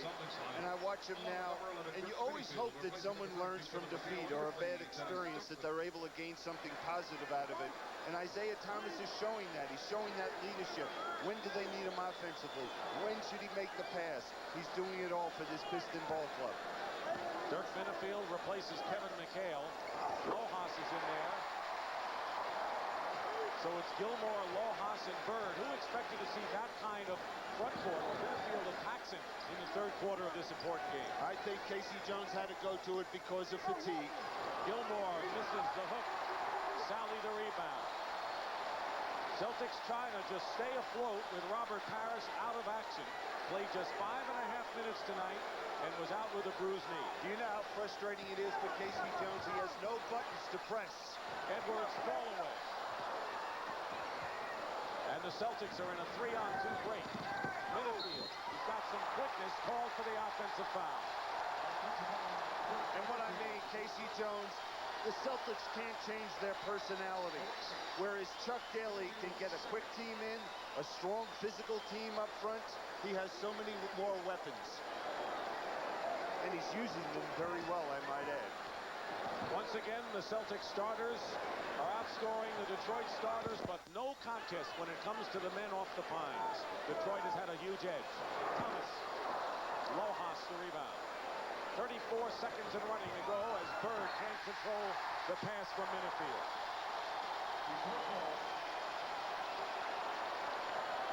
I think this group that you're looking at and Bird on the court knows now what kind of an uphill climb the Celtics may face in the 4th quarter. They're going to need a performance from Larry Bird or another Celtic, just like Game 7 against Atlanta in the 4th period. Loose ball, Sally picks it up, and it'll be against the Celtics. Their 15 foul, and the Pistons will shoot. There's another example. Loose ball, who's the quicker team? We see John Sally and the Pistons being quicker to loose balls. Gilmore's foul as Rodman gets instructions from Chuck Daly. Kind of looked like Rodman was giving Daly instructions there.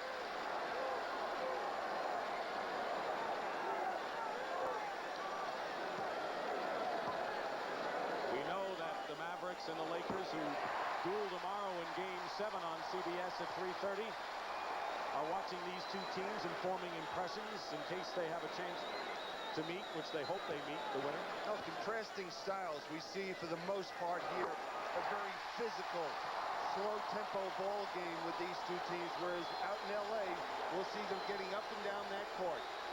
Biggest lead of the game for the Pistons, and it couldn't come at a better time with the final seconds of the 3rd period. Paxson throws it away to Rodman. Picked up by Paxson.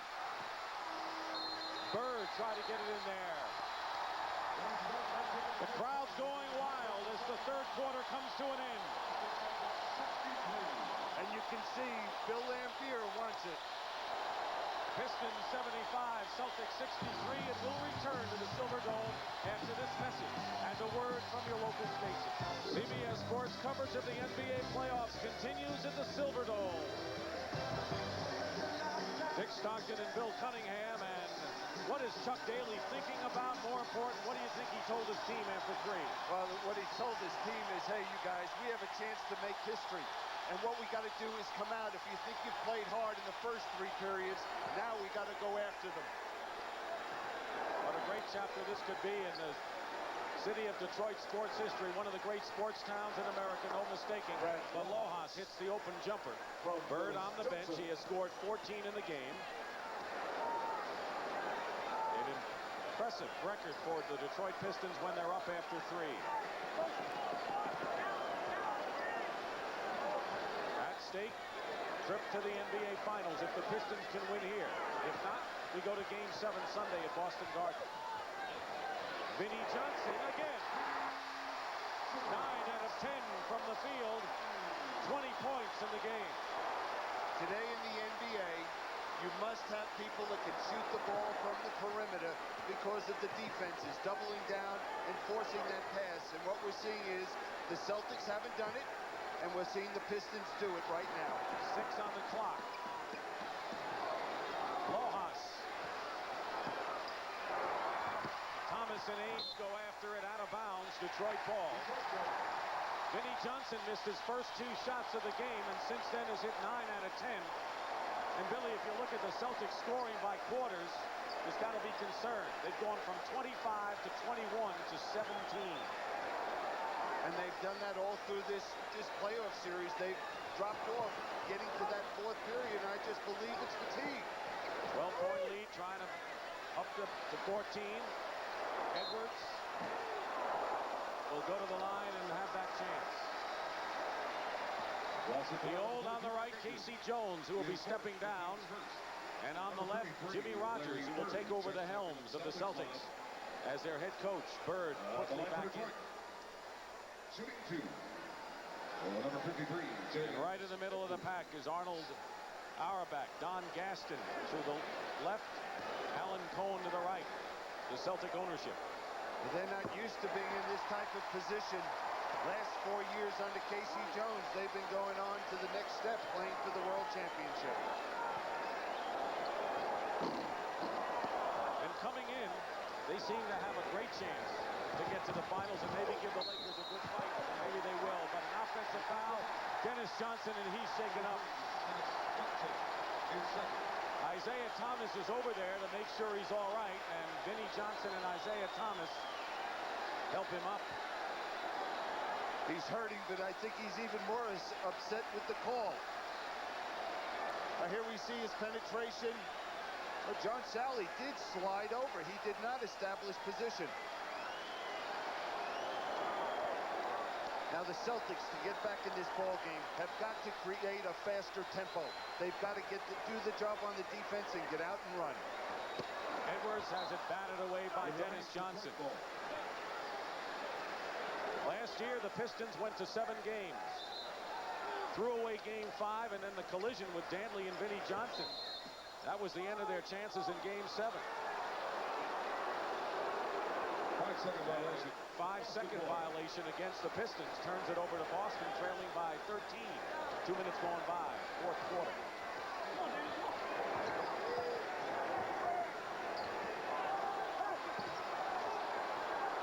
Dennis Johnson off the mark, and the Celtics are hardly fluid with their passing right now.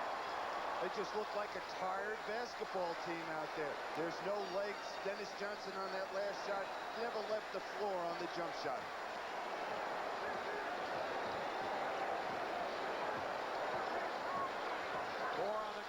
Sally off the glass. Wild misses. Another rebound for Larry Bird. He's got 12. That's matched his series average. McHale fouled by John Sally. And that'll be his third. Number 22, Sawyer Sally. His third, the Pistons by 13 and a timeout with 9:17 to go, fourth. They're up by 13, and here's why. Look at the rousing shooting percentage differential, and throughout the entire game and series, Detroit has had a huge advantage with their men coming off the bench. You know, the Pistons have completely changed their personality from 3 years ago as a ball club.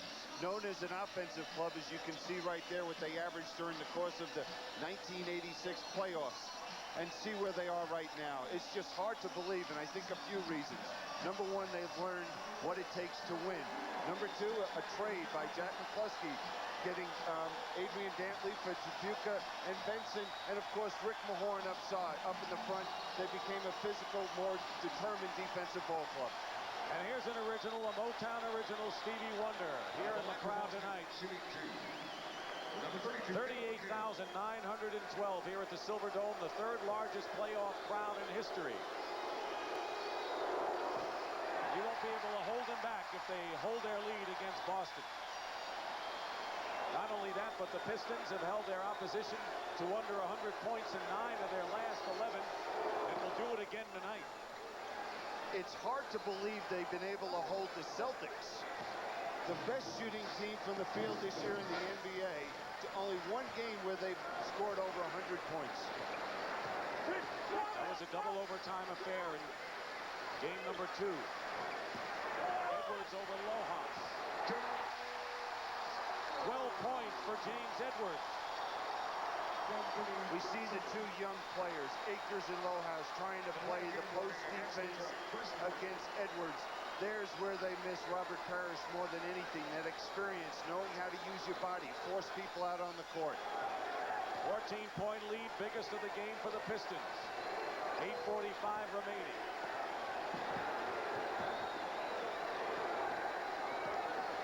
Bird has scored 14, none here in the quarter. Lojas misses. A big concern for the Pistons. They can't stop playing basketball now. If you remember last year in Milwaukee in their 7th game against the Celtics were down by 7 points with 4 minutes to play and came back and won that ball game. Tension is everywhere. And we saw in that turnover, that's the kind of things you can do to let a team back in the ball game.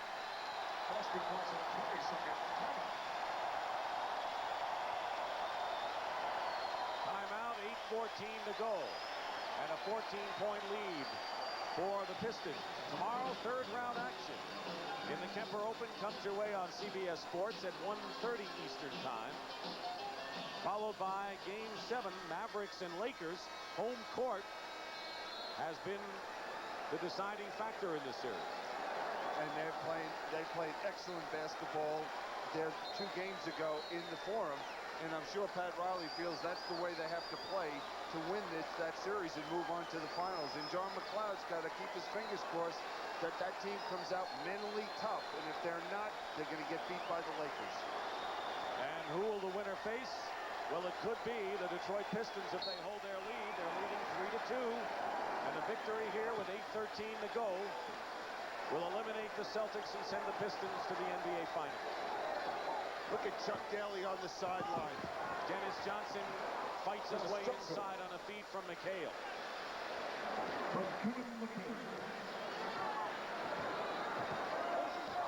The lead is 12. Pistons turned it over the last time. 8 on the shot clock.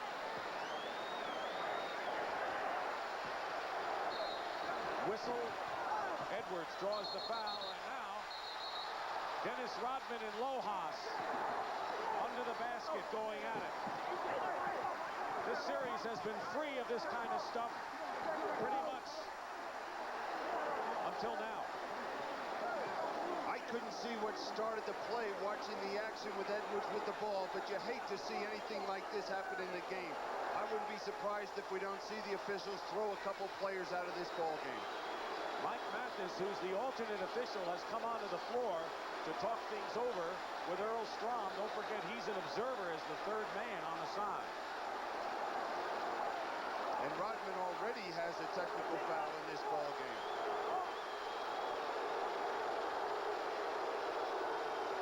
Photographers are on the floor. So far, they've kept the fans away. And this is the most non-player personnel that I've seen on the court. I guess they're not used to games like this in Detroit. They don't know that the people are supposed to stay off the court. Now, right at the right of the lane, Lohaus grabs a hold of Rodman, and then they go right into the backstop. Chuck Daly over at the line, and Rodman is going to leave the ball game.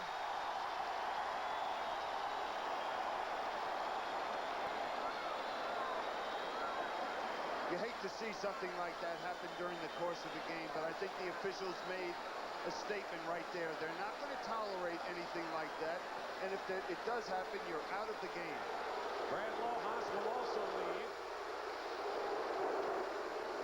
Thrown out for fighting, and Lohaus is escorted off the court.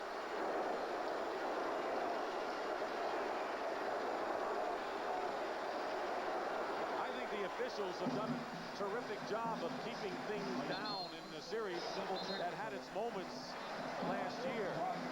Here we see another pile-up that was on the side of that play. Danny Ainge down on the floor with Rodman as well. Edwards will go to the line. He had a personal foul as well, and both players were ejected. McHale committed the foul, and Edwards will go to the line. You notice where Dennis Johnson was. He's sitting over there saying, hey, I can get a few minutes of breathing time here and be ready for the last 7 minutes of this ball game.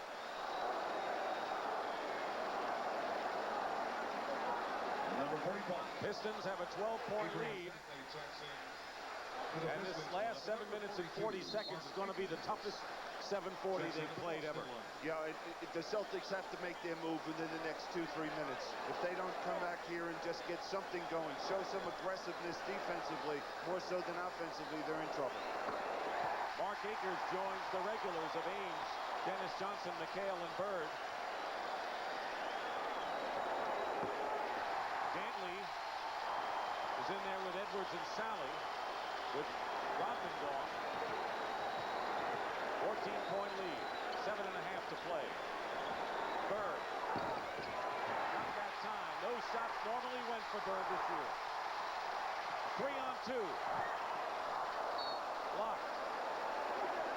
Before the series started, Larry Bird said he did not like playing in this building, and he has not played well at all shooting the basketball. He's done the other things, but they need his offense so desperately to have any success in Boston. He's shooting 25% in this game after 37% coming into it. Dantley.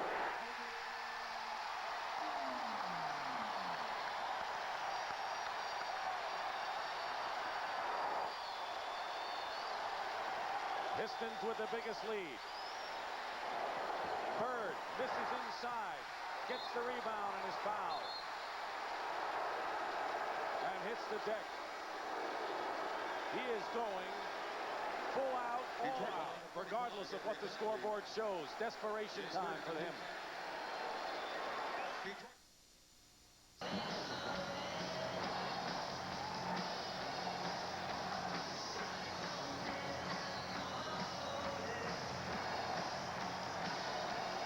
Pistons are 6:55 away from a trip to the NBA Finals for the first time in their history. In Billy Cunningham, we had Rodman and Lohaus thrown out for fighting, but cooler heads certainly have prevailed, and we want to remind you that the 1988 NBA Finals begin Tuesday night.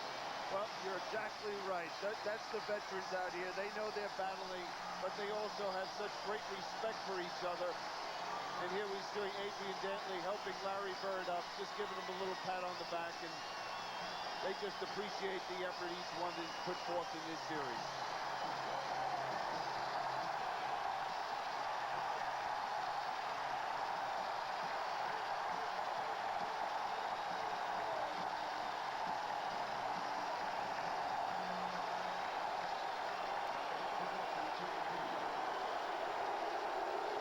Johnson with 20 leads the Pistons. Dantley has 17. Bird misses the free throw. Things just aren't dropping for Larry Bird in the Detroit series here. series as he misses 2. He's just had a terrible series, and you know, you think back last summer what he did, working on that weight program, losing some weight, getting himself ready for the season, and right now it's not showing. It hasn't paid off for him in this series or the Atlanta series. Vinnie Johnson, rebound, Akers into McHale's hand. One great quarter Larry Bird had was the 4th quarter, and that was a masterpiece against the Hawks in Game 7 of the semis.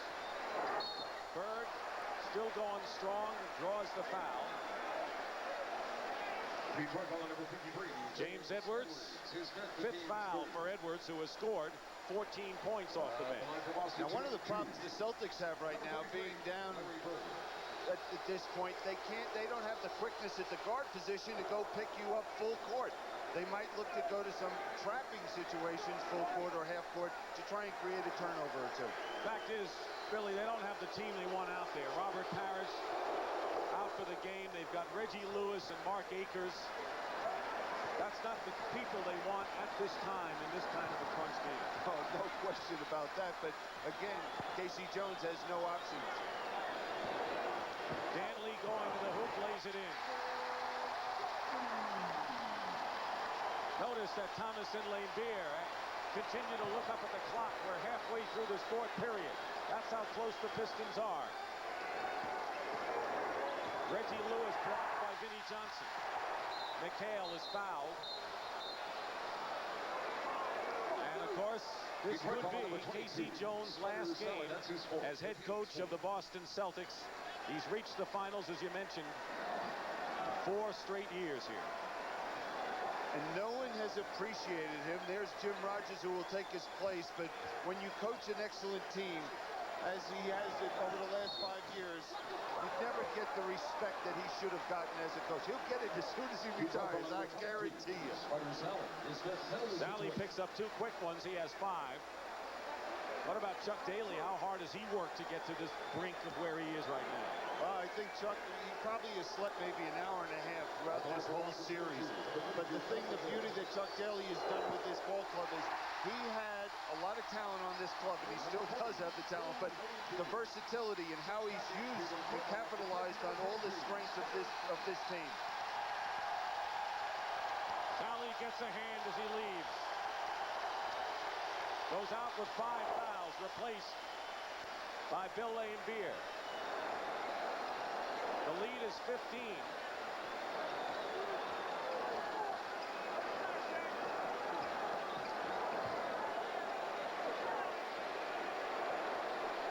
Dantley.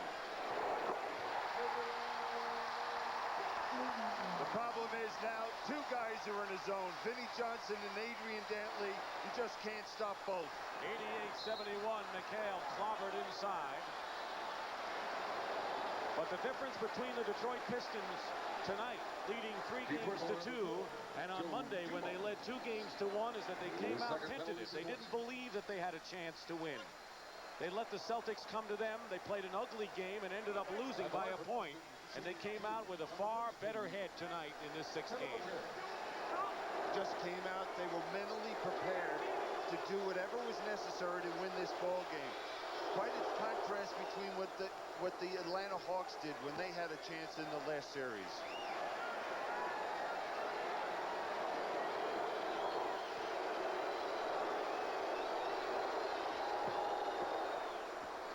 Richard Rogo, call your 15-point lead. There's the time remaining in the 4th.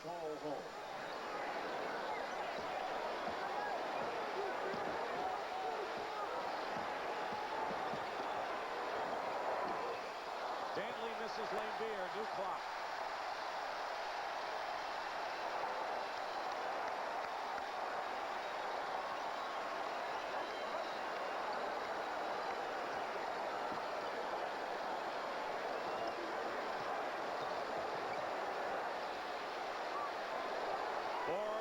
Seconds on the clock. Edwards on Dumar's miss, and he's fouled.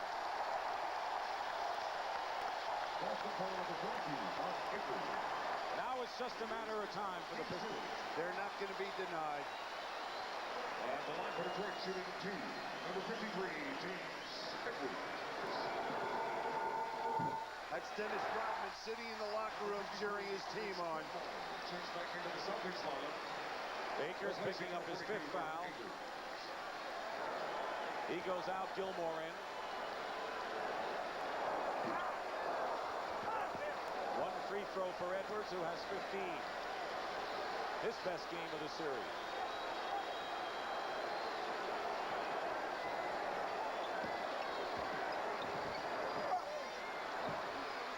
McHale on the fall away.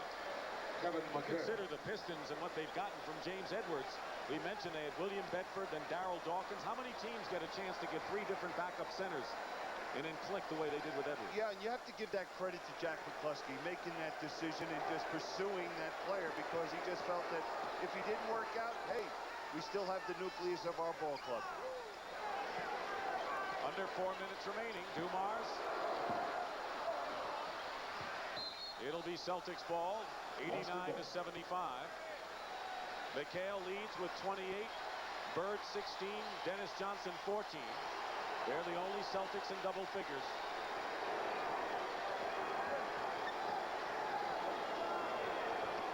Reggie Lewis in the crowd. Basket will count and a foul. And the Celtics now are 12 down. And Chuck Daly doesn't act like he's on the brink of winning anything. Chuck won't relax until this game is all over. Reggie Lewis.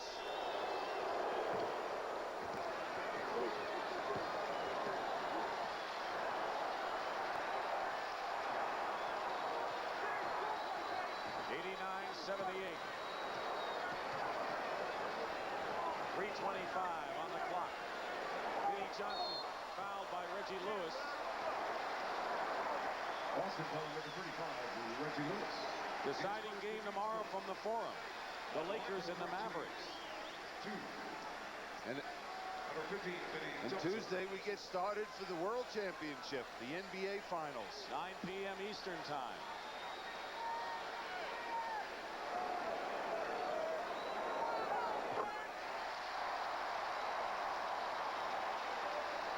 In the 7th game, as we told you earlier last year, Vinnie Johnson and Adrian Dantley collided. At the time, the Pistons were in the game, and it took a lot of the air out of the sails of the Detroit team. And the Celtics went on and won that 7th game. The Pistons doing their best to prevent a 7th game this time. McHale misses. Thomas winding down to 3 minutes to go, and a 13-point lead. Chuck Daly very fortunate to have that man with the basketball right there on his club. As soon as things started going the other way, he brought him in and things have settled down. Vinnie Johnson again. What a game for Johnson. 10 of 14 from the field, and Dennis Rodman holds court. 93-78. Dennis Johnson buries a 3. He keeps going, doesn't he? It's tremendous. Hey, he won't quit. I'm sure he's got a few more years in him. Pistons using as much of the clock as they can.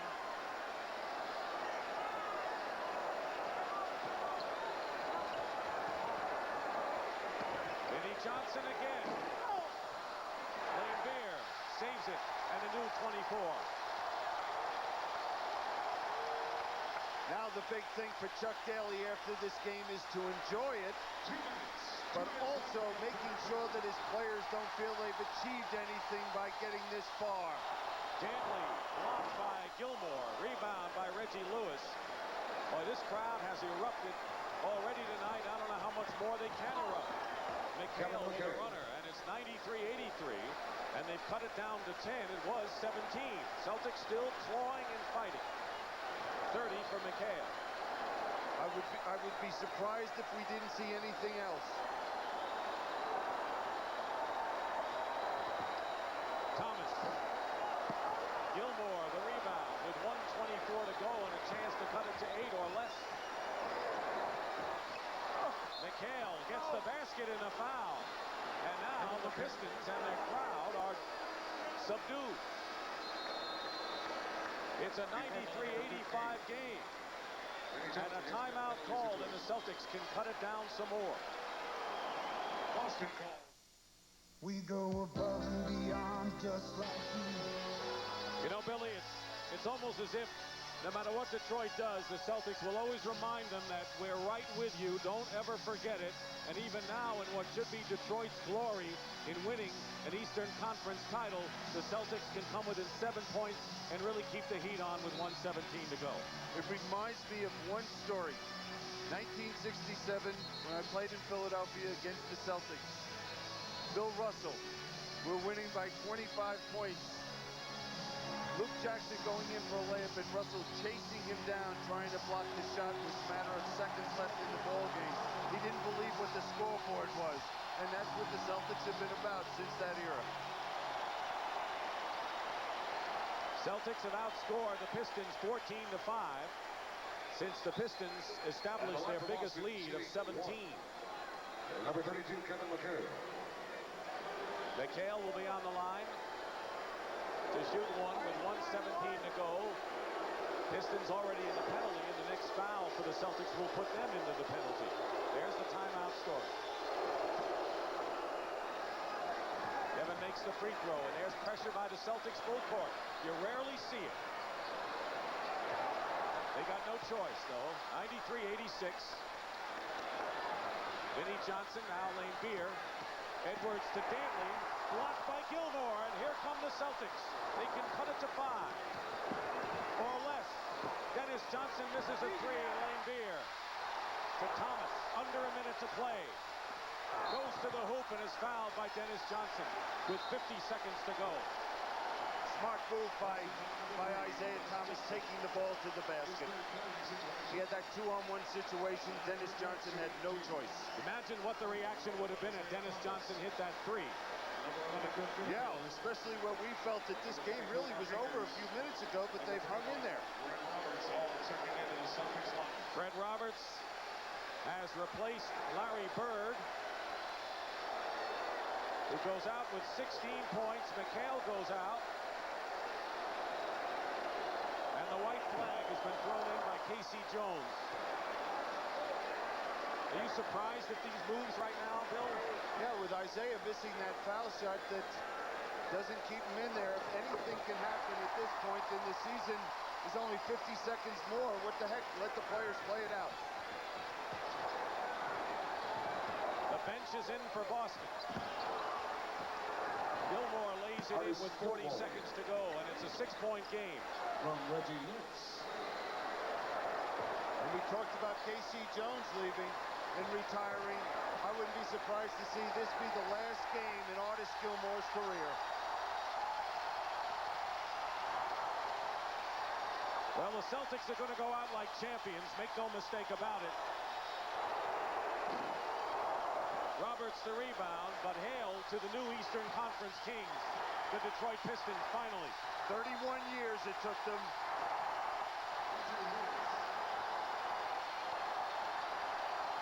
Chuck has it finally. And the celebration has begun.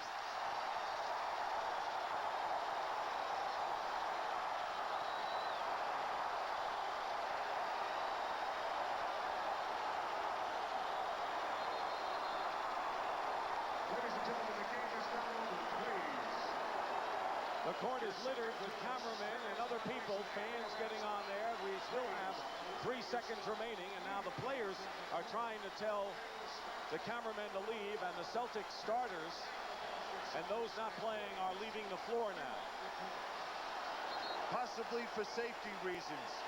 Feeling with this crowd, and it's a long walk to the locker rooms, that with this crowd getting on the court, someone could get hurt. McHale and Thomas. What a picture that is. That's what it's all about. Good luck against the Lakers, I'm sure, is what McHale is telling the Pistons. Kevin McHale said after the last game, maybe we should give a little credit to that Piston team defensively.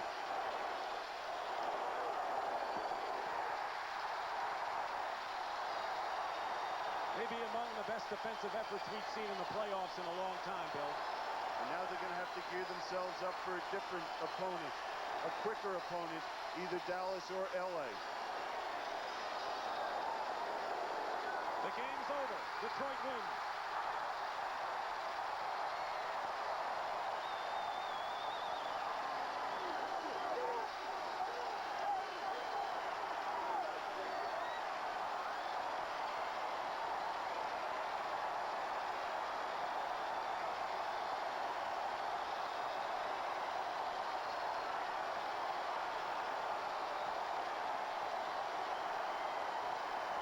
The huge disappointment of a year ago.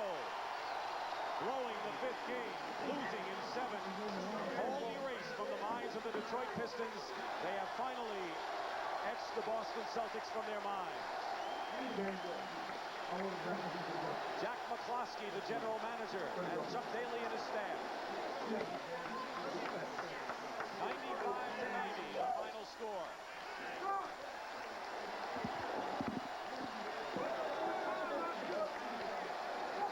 The Pistons win in 6, and they had to beat the Celtics twice in Boston Garden to achieve this Eastern Conference title. We'll be back at the Silverdome with more in just a moment. Pistons will play the winner of tomorrow afternoon's 7th game between the world champion Lakers and the Dallas Mavericks on CBS, so we'll have at least one different team in the NBA Finals this year. Right now, let's go into the Detroit dressing room and Pat O'Brien. Thank you very much. Maybe the hardest thing of the series was getting to the locker room, don't you think, Isaiah? This is one of those times where I can actually say, how does this feel? Indescribable. All the work that you do as an athlete in the summer, all the hard minutes, all the hard hours of training. 7 years I've been chasing this dream, trying to get to the championship, and now all the hard work has paid off.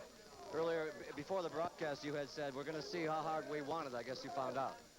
Yeah, the Celtics put us to the limit. You know, they never gave up, even though Parrish got hurt. They came in, they gave us everything that we could ask for out of a basketball game, and, you know, we wanted it bad. The thing I'm most proud of, I think, is Adrian Dantley. You know, I've been out of it for 7, but he's been out of it for 12. And if there's anybody who deserves to play in a championship game, it's definitely Adrian Dantley. Well spoken. Congratulations. Who would you rather have, LA or Dallas? You get these questions now when you get in here. I'm just glad to be here. I either play against my boy Mark or my boy Magic, so it don't matter. Isaiah is going to be a father again in about 2 weeks. Is Chuck Daly around here? Adrian Dantley, come on over here. Congratulations. 12-year career, how does this one? Feels great. Feels great. The Boston Celtics. Do you have anything to say about that? Got to get over. Paris is out of the game. We still couldn't put away, but we're glad to be there.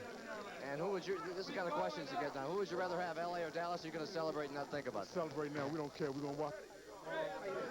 Okay. They are going to celebrate, as is all of Detroit going to celebrate. And we'll be back with more from the Pontiac Silverdome in Pontiac, Michigan. They're rocking tonight.